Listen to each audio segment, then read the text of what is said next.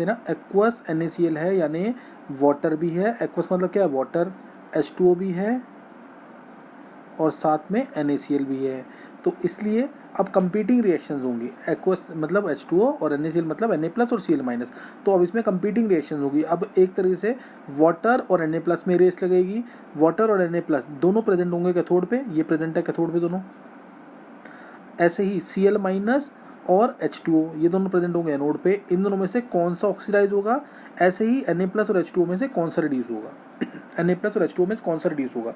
तो इसके लिए मैं अभी तो बस कंसेप्ट सिखा रहा हूँ इसमें, फिर बाद में मैं डिटेल दूंगा इसकी कि किस तरह से निकलता है आंसर। तो Cl- और Cl- अगर एनोड पे है, क्लियर, Cl- और H2O ये दोनों एनोड पे हैं, तो Cl- जो है एनोड पे इलेक्ट्रॉन लूज कर देगा और Cl2 गैस लिबरेट होगी, ये रिएक्शन होनी चाहिए। या H2O जो है ये O2 गैस रिलीज करेगा और इलेक्ट्रॉन रिलीज होंगे, तो या तो ये रिएक्शन होगी, यानी एनोड पे हमें या तो Cl2 गैस मिलेगी या O2 गैस मिलेगी। एनोड पे O2 गैस मिलेगी या Cl2 गैस मिलेगी। तो इसमें E0 की जो वैल्यू है -1.23 वोल्ट होती है, ध्यान देना, -1.23 वोल्ट होती है किसके लिए, O2 के रिलीज के लिए। और Cl2 के रिलीज के लिए वैल्यू कितनी होती है, -1.36 वोल्ट। इसका मतलब अगर देखा जाए तो -1.36 ये वैल्यू तो Cl- से Cl2 बनाने के लिए वैल्यू कम है, और ये वाली -1.23 जो H2O से O2 बना रही है ये वैल्यू ज़्यादा है। ये वैल्यू ज़्यादा मीन्स O2 रिलीज होनी चाहिए, यहाँ पे ध्यान सुनेंगे, O2 रिलीज नहीं होती, Cl2 गैस रिलीज होती है। ये स्पेशल केसेस को ध्यान रख लेंगे। क्या रिलीज होती है, Cl2 गैस रिलीज होती है, ये स्पेशल केस है। वाटर और Cl- कभी भी आएगा तो Cl2 गैस रिलीज होती है। रीजन बिकॉज थर्मोडायनेमिकली, ध्यान सुनेंगे लाइन, मैं पहले भी बता चुका हूँ ये, thermodynamically O2 gas should be release at anode, but the process of release of O2 gas is very slow. Therefore Cl2 gas is release, इसलिए Cl2 गैस रिलीज होती है। और हम जो एक्स्ट्रा वोल्टेज दे रहे हैं देनी पड़ेगी जो O2 गैस के रिलीज के लिए, उसे हम बोलते हैं ओवर वोल्टेज और बबल वोल्टेज बोलते हैं। तो ये ध्यान रखना है इसके अंदर, ये कंसेप्ट NCERT में तो नहीं है, लेकिन बस एक थोड़ा सा याद रख सकते हैं। क्या बोला मैंने, थर्मोडायनेमिकली अगर देखा जाए तो Cl- से Cl2 बनाना है तो वैल्यू नेगेटिव में ज़्यादा है, मीन्स ये रिलीज नहीं होनी चाहिए। और H2O से O2 ये वाली वैल्यू ज़्यादा है तो O2 गैस रिलीज होनी चाहिए। But thermodynamically O2 gas should be release at anode, but the process of this O2 gas release is very slow. That is kinetically the process of release of O2 gas is very slow, इसलिए Cl2 gas release होती है। और O2 को release कराने के लिए जो हमें एक्स्ट्रा वोल्टेज देनी पड़ती है उसे हम बोलते हैं ओवर वोल्टेज और बबल वोल्टेज। यानी एनोड पे हमें Cl2 गैस मिलेगी, अभी ध्यान रखना चीज़ का। एनोड पे क्या मिलेगा, Cl2 गैस, एनोड पे Cl2 गैस मिलेगी। और इसको जो एक्स्ट्रा वोल्टेज बोला है मैंने वो उसे ओवर वोल्टेज या बबल वोल्टेज बोलते हैं। ऐसे ही कैथोड पे क्या होगा, दो कंपीटिंग रिएक्शंस है, Na+ प्रेजेंट है, H2O प्रेजेंट है। Na+ इलेक्ट्रॉन गेन करेगा तो Na मिलेगा, H2O इलेक्ट्रॉन गेन करेगा तो H2 गैस मिलेगी। अब इसमें भी जो E0 वैल्यू है, E0 वैल्यू जो है इसमें H2 गैस के बनने के लिए यहाँ पे क्या बोलेंगे, SRP स्टैंडर्ड रिडक्शन पोटेंशियल जो वाटर का है, वो ज़्यादा होता है। यानी वैल्यू यहाँ पे आती है E0 की, जो वैल्यू आती है H2O से H2 की। अब H2O से H2 की वैल्यू ये होती है -0.83 -0.83 वोल्ट आती है। ध्यान रखना, -0.83 वोल्ट आती है। मैं थोड़ा सा एक मिनट इसको ढंग से लिख देता हूँ। माइनस E0 ऑफ H+ से H2, this comes out to be -0.83 volt, -0.83 volt ये वैल्यू आती है। और -0.83 वोल्ट है, और इसकी वैल्यू जो Na+ से Na की वैल्यू है नेगेटिव में, ये माइनस मतलब ज़्यादा होगी काफ़ी, क्योंकि Na से Na+ जल्दी बनता है, उल्टा प्रोसेस का बहुत जल्दी होगा। तो जो फ्रंट प्रोसेस है, जो फॉरवर्ड प्रोसेस है, उसकी वैल्यू बहुत ही ज़्यादा नेगेटिव होगी। तो इसलिए बहुत ज़्यादा नेगेटिव से इसकी -2 के आसपास वैल्यू है, अगर अप्रॉक्सीमेटली कुछ ऐसी वैल्यू होगी इसकी, -2 के आसपास वैल्यू है। तो अब -2 तो बहुत छोटी वैल्यू है एज कम्पेयर टू -0.83, इसलिए Na नहीं बनेगा। क्या मिलेगा, H2 गैस। वैसे भी सोचेंगे, ध्यान सोचेंगे, वही पता लग जाएगा उससे। Na से Na+ जल्दी बनेगा कि Na+ से Na, Na से Na प्लस बनेगा, नेचुरल सी बात है, Na से Na प्लस जल्दी बनेगा, इसीलिए हम क्या करेंगे, Na प्लस से Na बनाने में डिफिकल्टी होगी, H2O से H2O जल्दी बनेगा, H2O से H2 जल्दी बनेगा, इसलिए कैथोड पे H2 गैस मिलेगी, एनोड पे O2 गैस, कैथोड पे H2 गैस, एनोड पे मिलेगी Cl2 गैस। तो ये ध्यान रखना है, एक्वस NaCl का इलेक्ट्रोलिसिस होगा, अगर एक्वस NaCl का इलेक्ट्रोलिसिस होगा तो बस ये मानना कि वेरी डाइल्यूट NaCl भी होता, अगर वेरी डाइल्यूट NaCl भी होता तो भी हमें H2 और O2 गैस मिलती, यानी वाटर का ही इलेक्ट्रोलिसिस होता है। NaCl जस्ट एक वाटर की कंडक्टिविटी को बढ़ाएगा, वाटर पुअर कंडक्टर इलेक्ट्रिसिटी का, NaCl सिर्फ उसकी कंडक्टिविटी को बढ़ाएगा। तो ये ध्यान रखना इस चीज़ का, ये इंपॉर्टेंट क्वेश्चन है काफ़ी, तो इसको कर सकते हैं। जैसे इसमें अगर रिएक्शन में लिखना चाहें तो रिएक्शन लिख सकते हैं, इसको मैं भी बता रहा हूँ डिटेल में। अब हमें कंपीटिंग रिएक्शन वाला कंसेप्ट जो है करना है, वो NaCl प्लस H2O क्या बन जाएगा, NaOH सोल्यूशन में मिलेगा, NaOH सोल्यूशन में plus half H2 gas plus half Cl2 gas, ये कैथोड पे और ये एनोड पे, ये एनोड पे मिल जाएगी। तो ये ध्यान रखना, कैथोड पे ये मिलेगा H2 गैस, ये पूछते हैं, ये कैथोड पे मिल जाएगी, और एनोड पे हमारे पास कैथोड और ये एनोड पे O2 गैस, एनोड पे। तो ये इसके अंदर ध्यान रखना। अब और क्वेश्चन देखते हैं इसका। अब यहाँ से मैंने कंसेप्ट सिखा दिया है कि कौन सा कब मिलेगा वो बता दिया मैंने। अब इसके लिए जो रूल्स हैं वो नोट करेंगे, रूल्स अगर याद होंगे तो क्वेश्चन निकालने में ईजी रहेगा काफ़ी ज़्यादा।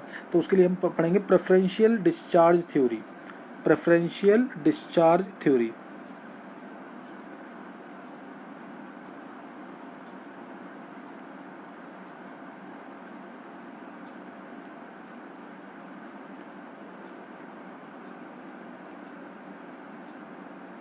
ये पढ़ेंगे।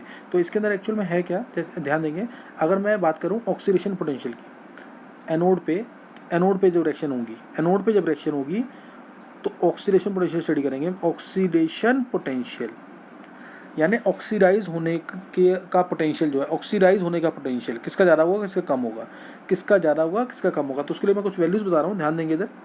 ऑक्सीडेशन पोटेंशियल यानी tendency of N electrode to lose electrons, tendency of an electrode to lose electrons is called as its oxidation potential। तो अगर मैं बात करूं लिथियम, सबको पता है कि it is the strongest reducing agent, lithium plus. अब इनोट वैल्यू जो होगी इसकी, इसकी इनोट वैल्यू होगी Li से Li प्लस की, ऑक्सीडेशन पोटेंशियल की बात कर रहे हैं, oxidation potential E naught of Li से Li plus, this is equal to 3.03 volt, ये होता है। ऐसे ही आगे अगर देखें हम आगे देखें अगर, तो हम मैग्नीशियम की बात कर लें, अगर मैं कुछ वैल्यूज बता रहा हूँ, ये मैग्नीशियम से मैग्नीशियम 2 प्लस अगर बनता है तो इसकी वैल्यू होती है, मैग्नीशियम से मैग्नीशियम 2 प्लस की, इसके ऑक्सीडेशन पोटेंशियल की वैल्यू ये होती है 2.37 वोल्ट। तो ये थोड़ी कम हो गई, यानी लिथियम से, यहाँ से देखते ही पता लगना चाहिए कि लिथियम प्लस जल्दी बनेगा, मैग्नीशियम 2 प्लस थोड़ा सा डिफिकल्टी से बनेगा ये भी, क्योंकि वैल्यू पॉजिटिव है। अब उल्टा किसका जल्दी बनेगा, Li प्लस से Li बनेगा कि मैग्नीशियम 2 प्लस से मैग्नीशियम, यानी मैग्नीशियम 2 प्लस से मैग्नीशियम जल्दी बन जाएगा, मैग्नीशियम 2 प्लस से मैग्नीशियम जल्दी बन जाएगा। ऐसे ही अगर हम आगे बात करें, जिंक से जिंक 2 प्लस की बात कर ले, अगर प्लस 2 इलेक्ट्रॉन, तो इसकी वैल्यू क्या होती है, इसके ऑक्सीडेशन पोटेंशियल की वैल्यू, क्या होती है 0.76 वोल्ट, जो कॉमनली यूज वैल्यूज है 0.76 वोल्ट। यानी जिंक 2 प्लस भी बनेगा, लेकिन मैग्नीशियम 2 प्लस जल्दी बनेगा उसके कंपैरिजन में, क्योंकि इसकी वैल्यू कम पॉजिटिव है, ये कम पॉजिटिव है। ऐसे ही अगर और बात करें तो निकल से निकल 2 प्लस, और भी बहुत सारी वैल्यूज हैं इनके बीच में, मैं एक जस्ट एग्जांपल दे रहा हूँ और कंसेप्ट समझाने के लिए। Ni2 प्लस प्लस 2 इलेक्ट्रॉन, ई नोट वैल्यू क्या होती है इसकी, निकल से निकल 2 प्लस की, ये वैल्यू है हमारी 0.25 वोल्ट, यानी ये और डिफिकल्टी से बनेगा। जिंक 2 प्लस जल्दी बन जाएगा और निकल 2 प्लस आसानी से नहीं बनेगा। अब ऐसे ही आगे हम देखें, जैसे हाफ H2 से H प्लस इलेक्ट्रॉन, अब इसकी ये स्टैंडर्ड रेफरेंस इलेक्ट्रोड होता है हमारा H2 से H प्लस, इसकी वैल्यू होती है 0, ये 0 वोल्ट। अब कॉपर देखें, अगर कॉपर से कॉपर 2 प्लस 2 इलेक्ट्रॉन, तो इसकी वैल्यू क्या होती है, इसकी वैल्यू होती है इनोड ऑफ कॉपर से कॉपर 2 प्लस की, कॉपर से कॉपर 2+, इसकी वैल्यू होती है हमारी -0.34 वोल्ट। माइनस तो यानी कॉपर से कॉपर 2+ तो बनेगा ही नहीं, आसानी से बनेगा नहीं, बिल्कुल भी आसानी से नहीं बनेगा ये। तो ये वैल्यू आ गई इसकी। ऐसे ही अगर मैं और बात करूं तो इसमें जैसे ले लिया मैंने Ag से Ag प्लस इलेक्ट्रॉन, तो इसमें E0 वैल्यू क्या होती है, ये वैल्यू होती है हमारी -0.8 वोल्ट। तो ये तो बहुत ही टफ तरीके से बनेगा, ये है ही नहीं अच्छा मेटल, ये तो और टफ तरीके से बनेगा। ऐसे ही अगर बात करें सल्फेट आयन की, सपोज सल्फेट आयन, उसके नीचे सल्फेट आयन आ जाएगा, और भी आयन सब बहुत सारे मैं बता देता हूँ। उसमें भी इसके नीचे क्या आ जाएगा, एक बार मैं ऊपर ही बता देता हूँ ताकि ऊपर से ईजी रहेगा थोड़ा पढ़ना।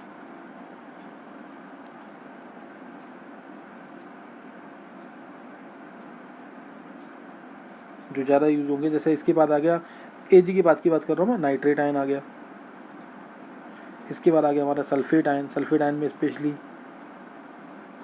ये बना S2O8, 2SO4 2 negative, 2 marshals acid वाला आयन मिल जाएगा, और साथ में 2 इलेक्ट्रॉन्स। और इसकी E0 वैल्यू कितनी होती है, सल्फेट से S2O8, इसकी E0 ऑक्सीडेशन वैल्यू, पोटेंशियल की वैल्यू कितनी होती है, -1.96 वोल्ट, -1.96। तो ये तो बिल्कुल ही नहीं बनेगा, कभी बनेगा ही नहीं, बहुत कम चांसेस इसके बनने के। तो अगर बहुत कंसनट्रेटेड फॉर्म में कुछ होगा तो बनेगा, नहीं तो नहीं बनेगा ये। तो यहाँ से ये पता लग गया, जिस, अब ध्यान सुनने लाइन बिल्कुल, अगर स्टैंडर्ड ऑक्सीडेशन पोटेंशियल मेटल का, अगर स्टैंडर्ड ऑक्सीडेशन पोटेंशियल मेटल का ग्रेटर देन, अब ऐसे मैंने वाटर की वैल्यू नहीं लिखी है कि वाटर की मोस्ट इंपॉर्टेंट वैल्यू, वाटर के लिए वैल्यू, वाटर के लिए मैं लिख देता हूँ वैल्यू यहाँ नाइट्रेट हटा करके, क्योंकि ये तो मैं सबसे ज़्यादा यूज़ करूँगा वाटर के लिए।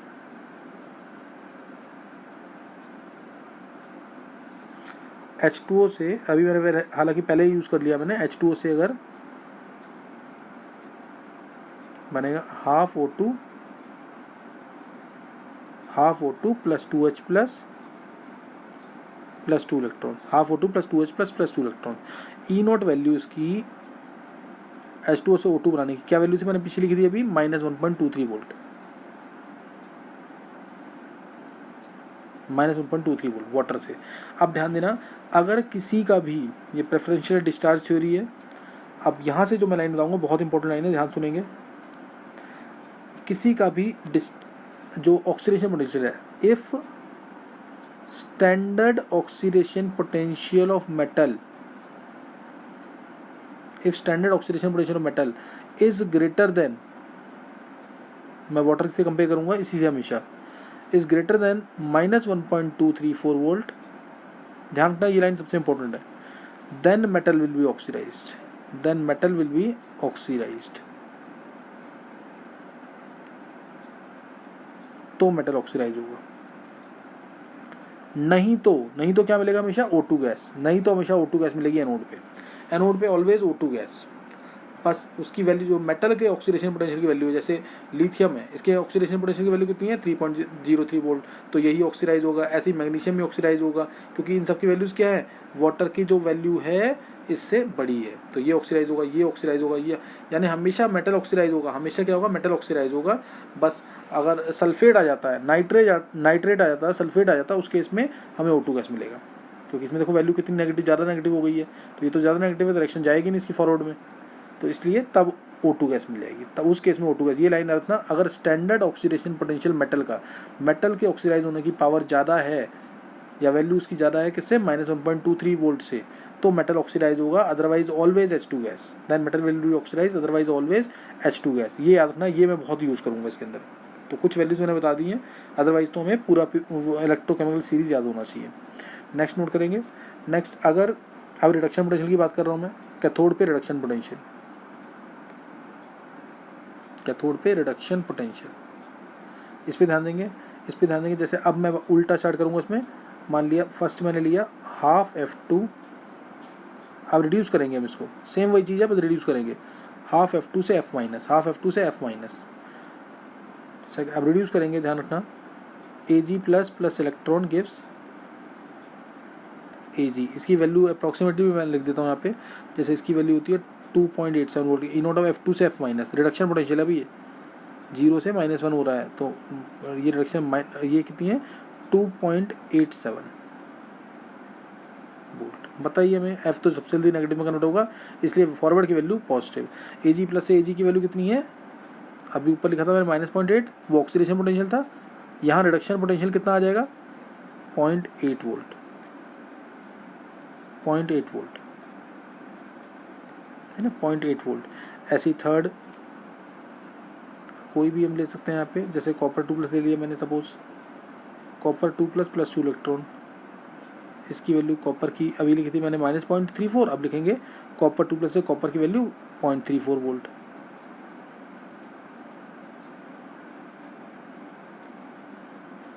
.34 वोल्ट है इसकी वैल्यू, तो ये ध्यान रखेंगे। ऐसे ही fourth value H plus plus electron gives half H2, तो ये ई नॉट वैल्यू हाइड्रोजन है तो 0, H प्लस से H2 अगर रिड्यूस होता है, रिडक्शन पोटेंशियल है सारे ये, all these are standard reduction potentials. ये ध्यान रखना, वो पहले स्टैंडर्ड ऑक्सीडेशन पोटेंशियल लिए थे, अब रिडक्शन पोटेंशियल, ये वैल्यू 0 होती है, ये वैल्यू क्या है 0। ऐसे फिफ्थ ले लिया निकल, सपोज निकल 2 प्लस प्लस 2 इलेक्ट्रॉन, पीछे वैल्यू लिखी थी मैंने, ऑक्सीडेशन पोटेंशियल है तो जस्ट नेगेटिव हो जाएगा रिडक्शन पोटेंशियल का, ये निकल बना। अब ई नॉट ऑफ निकल 2 प्लस से निकल, ये वैल्यू है -0.25 वोल्ट, -0.25 वोल्ट ये आ जाएगा। जिंक 2 प्लस से जिंक,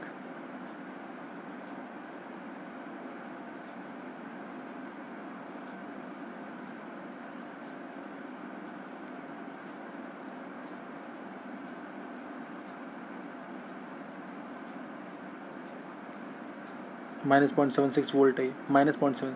अब मोस्ट इम्पॉर्टेंट बात करेंगे वाटर की, वाटर से ही कंपेयर करेंगे हमेशा। H2O से बना plus electron gives half H2 plus OH, reduction potential की बात कर रहे हैं वाटर की।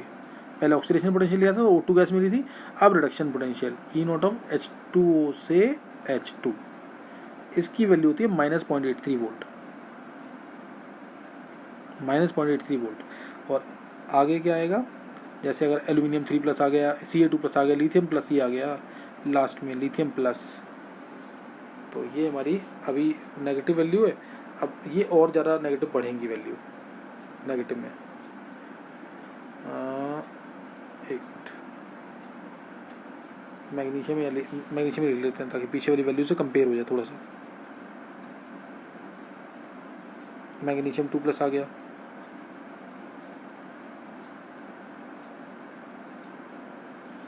मैग्नीशियम बन गया, तो ई नॉट वैल्यू अगर इसकी कितनी होती है, अभी पिछली की थी 2.37, ये होगी -2.37 वोल्ट। और 9th lithium plus electron give lithium, E not value इसकी कितनी होती है, लिथियम इसकी मैं डायरेक्ट लिख रहा हूँ Li प्लस से Li, Li प्लस से Li, ये वैल्यू -3.03 वोल्ट, ये वैल्यूज हैं सारी। आप ध्यान देंगे इधर बहुत इंपॉर्टेंट चीज़, अगर कोई भी मेटल जिसका स्टैंडर्ड रिडक्शन पोटेंशियल वाटर के रिडक्शन पोटेंशियल से, वाटर का ये रहा, इससे कंपेयर करेंगे, इससे रिडक्शन पोटेंशियल, पहले मैंने क्या बोला था स्टैंडर्ड ऑक्सीडेशन पोटेंशियल, अब मैं क्या बोल रहा हूँ, अगर किसी का भी जो रिडक्शन पोटेंशियल है, स्टैंडर्ड रिडक्शन पोटेंशियल वाटर के रिडक्शन पोटेंशियल से ज़्यादा है, वाटर के रिडक्शन पोटेंशियल से ज़्यादा है, तो वो मिलेगा हमें कैथोड पे। कहाँ मिलेगा, कैथोड पे। रिडक्शन पोटेंशियल है ये मिलेगा कैथोड पे, ये मिलेगा, ये कैथोड पे मिलेंगे हमें, ये हमें कैथोड पे मिलेंगे। मैग्नीशियम आएगा तो नहीं मिलेगा कैथोड पे, लिथियम आएगा तो नहीं मिलेगा कैथोड पे, तब वाटर ही मिलेगा, वाटर का H2 मिल जाएगा। तो यहाँ पे भी मैं लाइन लिख रहा हूँ, ध्यान देना, ये क्या है, जिंक 2 प्लस से जिंक बनाना है, नेगेटिव वैल्यू है, तो जिंक 2 प्लस से जिंक नहीं बनेगा, लेकिन अगर वाटर है तो वो बना देगा, क्योंकि H2O से H2 बनाना है। अगर मैं H2O से क्या बनाना है, H2, तो ये वैल्यू तो क्या है, ज़्यादा कम नेगेटिव है, ज़्यादा ये क्या है, ज़्यादा नेगेटिव है, ये वैल्यू ज़्यादा नेगेटिव है। इसका मतलब क्या है, H2O से हमारा H2 H2O से ज़्यादा नेगेटिव वैल्यू है, ज़्यादा नेगेटिव वैल्यू है, किससे ज़्यादा नेगेटिव वैल्यू है, ये कंपेयर करेंगे इसको हम। यहाँ पे मैग्नीशियम 2+ से मेरे को अगर मैग्नीशियम बनाना है, ये तो बिल्कुल बनेगा ही नहीं, क्यों, क्योंकि ये ज़्यादा वैल्यू नेगेटिव है। लिथियम प्लस से लिथियम तो बनेगा ही नहीं, ज़्यादा नेगेटिव वैल्यू है। अब ये क्या है, थोड़ी कम नेगेटिव वैल्यू है, थोड़ी कम नेगेटिव वैल्यू, तो बनने के चांसेस बढ़ गए। जो पॉजिटिव होगा तो वो तो जरूर बनेगा, यानी अब इसलिए, यानी जिंक जल्दी बनेगा इन कंपैरिजन टू H2, निकल जल्दी बनेगा in comparison to H2, H2 H plus से H2, H प्लस से H2 जल्दी बनेगा इन कंपैरिजन टू H2O से H2। कॉपर 2+ से कॉपर जल्दी बन जाएगा, पॉजिटिव वैल्यू ना, पॉजिटिव मीन्स जल्दी बनेगा ये। तो यही बताने की मैं कोशिश कर रहा हूँ। ध्यान रखना, इफ स्टैंडर्ड, ध्यान देंगे, if standard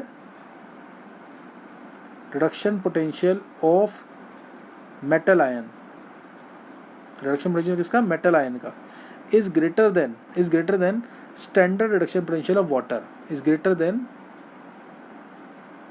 standard reduction potential of water, that is minus 0.83 volt, then metal ion will be reduced, then metal ion will be reduced। यही बात ध्यान रखनी है, ये बातें ध्यान है तो क्वेश्चन निकालना बहुत इजी है, ये बातें अगर ध्यान है तो क्वेश्चन निकालना बहुत इजी है। अब मैं इसको कंपेयर कर रहा हूँ, क्वेश्चन ले रहे हैं, जैसे मैंने पहले एक्वस NaCl लिया था, अब वो सोच सकते हैं, एक्वस NaCl जब मैंने लिया था तब उसको सोच सकते हैं कैसे। अब हमारे पास कैथोड पे क्या होगा, कैथोड पे मेरे पास Na+ होगा, वाटर होगा।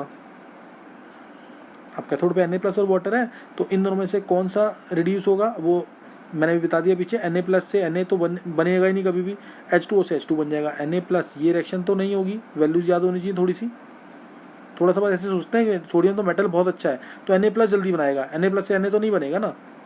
H2O plus electron gives half H2 plus O chance, तो ये रिएक्शन हो जाएगी और माइनस 0.83 होती है वैल्यू। तो कैथोड पे हमें H2 गैस मिल जाएगी, कैथोड पे क्या मिलेगा, H2 गैस। अब एनोड पे, अब एनोड पे क्या होगा, एनोड की बात करें तो एनोड पे हमारे पास क्या है, Cl- है और H2O। अब इन दोनों में से कौन सा ऑक्सीडाइज होगा, मैंने पीछे बता दिया अभी, इन दोनों में से कौन सा ऑक्सीडाइज होगा, Cl- और H2O में से हमारा Cl-, ये बताया था मैंने, ओवर वोल्टेज का कंसेप्ट था। तो Cl- gives half Cl2 plus electron, और अगर H2O की बात करते तो H2O gives half O2 plus 2H plus 2 electrons. तो इसमें से ये वाली रिएक्शन हो जाएगी, इसमें ये रिएक्शन हो जाएगी, चाहे इसकी वैल्यू ज़्यादा नेगेटिव थी तब भी इसकी रिएक्शन यही होती थी। ओवर वोल्टेज की कंसेप्ट था कि वो process of O2 release is very slow kinetically, तो इसलिए O2 रिलीज नहीं होता था, हमें एक्स्ट्रा वोल्टेज देनी पड़ती थी O2 को लिबरेट कराने के लिए, जिसे हम ओवर वोल्टेज कहते थे। तो इसलिए कैथोड पे क्या मिला हमें, H2 गैस, और एनोड पे क्या मिला, Cl2 गैस। कैथोड पे H2 गैस, एनोड पे Cl2 गैस, ये ध्यान रखना इसके अंदर। बाद में मैं शॉर्टकट भी बता दूंगा, लेकिन ये तो पता होना चाहिए एटलीस्ट। नेक्स्ट नोट करेंगे एग्जाम्पल, नेक्स्ट एग्जाम्पल अब लिया मैंने जैसे एक्वस से AgNO3 यूजिंग प्लेटिनम इलेक्ट्रोड्स। अब इसमें कैथोड एनोड पे क्या मिलेगा, यही क्वेश्चन आने हैं, यूजिंग प्लेटिनम इलेक्ट्रोड्स। तो ध्यान देंगे प्लेटिनम का इलेक्ट्रोड है, मतलब कंसेप्ट अगर देखें तो हमारे पास ये इलेक्ट्रोड्स हैं प्लेटिनम के, करंट पास किया, करंट पास किया, ये एनोड है हमारा, दिख रहा है बड़े टर्मिनल से कनेक्टेड है, ये कैथोड है, AgNO3 है, यहाँ पे क्या है AgNO3, तो Ag+ जाएगा यहाँ पे और NO3 नेगेटिव जाएगा यहाँ पे, और दोनों के पास वाटर जरूर है, Ag+ के साथ भी वाटर होगा और NO3- के साथ भी वाटर होगा। अब कैथोड पे क्या क्या होगा देखेंगे, पहले एनोड पे देख लेते हैं। एनोड पे हमारे पास है NO3- और H2O। अभी जो मैंने टेबल बताई है उसके बेसिस पे हम कर लेंगे कि NO3- और H2O, तो इसमें तो H2O ही मिलेगा। एनोड पे क्या मिलेगा, एनोड पे क्या मिलेगा H2O, H2O means O2, half O2 plus 2H plus 2 electrons, ये रिएक्शन मिल जाएगी और एनोड पे O2 मिल जाएगा। और कैथोड पे हमारे पास दो रिएक्शंस हैं, फिर कैथोड पे हमारे पास Ag+ और H2O। इसकी तो वैल्यूज मुझे याद है, नहीं तो वैल्यूज याद करने की जरूरत नहीं है, बस एक बार टेबल को डिवाइस कर लेंगे। E0 कितना था इसका reduction potential, E0 reduction potential SRP standard reduction potential, ये था -0.8, ओह सॉरी +0.8, और H2O का कितना होगा, H2O से half H2 plus OH ions plus electron इधर आएगा, तो ये आएगा। अब इसमें ई नॉट वैल्यू कितनी है SRP, -0.83 वोल्ट। तो दिख रहा है यहाँ पे कि Ag मिलेगा हमें, सही ना। Ag की वैल्यू ज़्यादा पॉजिटिव है, इसकी फॉरवर्ड रिएक्शन जल्दी होगी, इसकी वैल्यू तो नेगेटिव है, तो ये होगी नहीं रिएक्शन। तो कैथोड पे हमारे पास क्या आएगा, सिल्वर मेटल डिपॉजिट हो जाएगा, यहाँ पे सिल्वर मेटल डिपॉजिट हो जाएगा, यहाँ पे पूरा सिल्वर मेटल डिपॉजिट हो जाएगा। और एनोड पे हमारे पास क्या आएगा, एनोड पे O2 गैस। ये आंसर फाइनल लिख के आना होता है पेपर में, ये फाइनल आंसर लिख के आना होता है पेपर के अंदर। तो ये एक इंपॉर्टेंट चीज़ है, ध्यान देंगे नेक्स्ट में।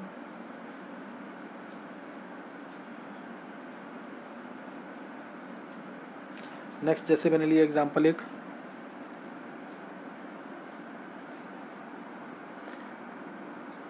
Aqueous AgNO3 using silver electrodes,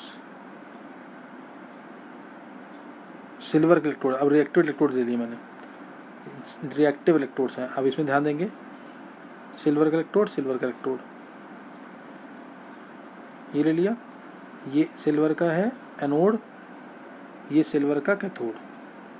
यहाँ पे AgNO3 है, यहाँ क्या है AgNO3, तो Ag प्लस कहाँ जाएगा, कैथोड पे यानी यहाँ पे जाएगा, और NO3 नेगेटिव कहाँ जाएगा, यहाँ पे जाएगा। साथ में पानी तो है ही सबके, पानी भी है, और अब सिल्वर की रॉड भी रिएक्टिव है, मेटल की रॉड है तो रिएक्टिव है ये। तो एनोड पे हमारे पास क्या क्या होगा, ध्यान देंगे। एनोड पे हमारे पास है, एनोड पे हमारे पास है NO3 माइनस H2O और साथ में सिल्वर की रॉड, साथ में सिल्वर की रॉड। अब इन दोनों में से देखेंगे एनोड पे क्या होगा। एनोड पे अब ये है और ये है, नेचुरल सी बात है, मेटल जो जल्दी इलेक्ट्रॉन लूज करेगा तो मेटल इलेक्ट्रॉन लूज करेगा, metal Ag plus electron. Value भी याद होगी, इसकी -0.8 थी, इसकी -0.8 थी और इसकी -0.83 थी। तो ये नेचुरल सी, और ये तो कभी भी इलेक्ट्रॉन लूज नहीं करता, ये तो बहुत अच्छा ऑक्सीडाइजिंग एजेंट है, इनकी स्टेट +5 है, तो इसलिए Ag प्लस। एनोड की रिएक्शन यही होगी, एनोड की रिएक्शन ये होगी।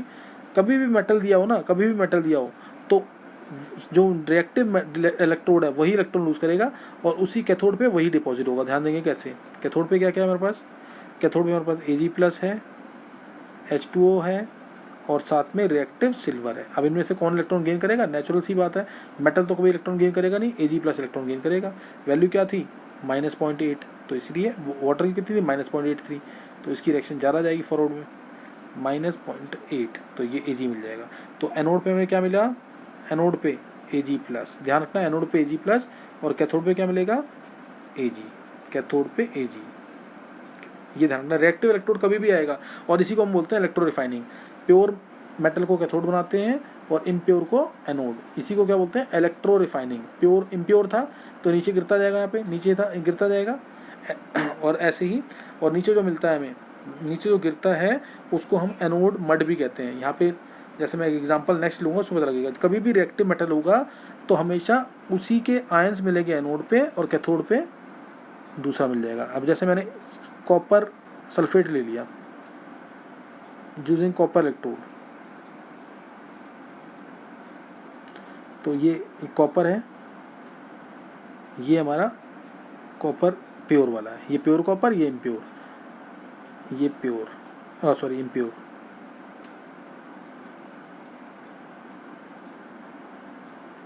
तो अब इसमें क्या होगा, एनोड पे मैं डायरेक्ट आंसर लिख रहा हूँ, उसमें पानी भी है इसके अंदर, कॉपर सल्फेट, यहाँ पे पानी भी है इसके अंदर, कॉपर भी है, H2O भी है, और साथ में एनोड पे कॉपर, एनोड पे हमारे पास कॉपर की रॉड है, H2O है, साथ में सल्फेट आयंस है। इसमें से नेचुरल सी बात है, इलेक्ट्रॉन कौन लूज करेगा, कॉपर मेटल, तो एनोड पे कॉपर मेटल मिला।